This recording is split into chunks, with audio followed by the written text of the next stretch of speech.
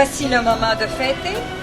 Nous vous invitons tous, parents et amis d'Éloise et Robert, à vous réunir dans la salle à manger pour célébrer avec eux leur 25e anniversaire de mariage. Éloise, c'est l'aînée de la famille Fréchette. Et donc la première de beaucoup de choses. La première à avoir la magnifique poupée avec une langue en velours et des yeux qui ferment. La première à avoir eu le petit bicycle à 3 roues, le gros bicycle à pneus ballon.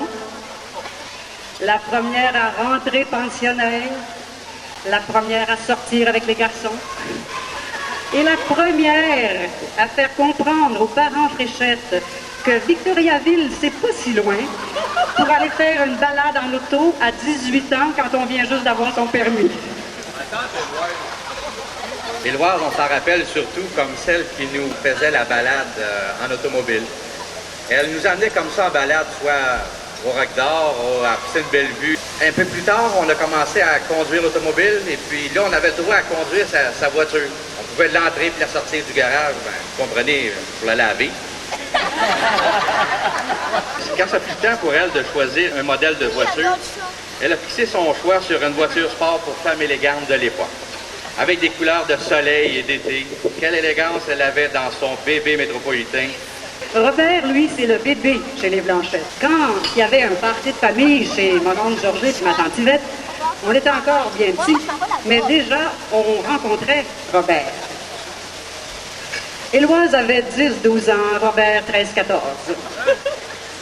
De Robert, on pouvait déjà remarquer ses aptitudes aux cartes. Il était déjà le champion du 8 pas d'atout. Mais à l'époque de ses 14 ans, il impressionnait au plus haut point toute la galerie des neveux et nièces, des cousins et cousines, en faisant disparaître une carte ou apparaître le diable. Pour les jeunes, c'était vraiment de la magie. Il frappait avec force sur la table à cartes en accompagnant son geste d'un puissant passe, Barabbas, Midas, et puis Robert éclatait de rire très fort. Éloise le regardait. Et même si elle entretenait des soupçons sur ses pouvoirs magiques, je vous assure qu'elle était impressionnée. Robert a une opinion sur chaque chose. Il l'exprime toujours avec son franc-parler, que ce soit pour un projet qu'il entreprend ou pour des opinions et avis concernant le monde de la politique, le monde des affaires. Éloise était déjà, à cette époque, par ses goûts et sa sensibilité, une femme qui vibrait à la beauté.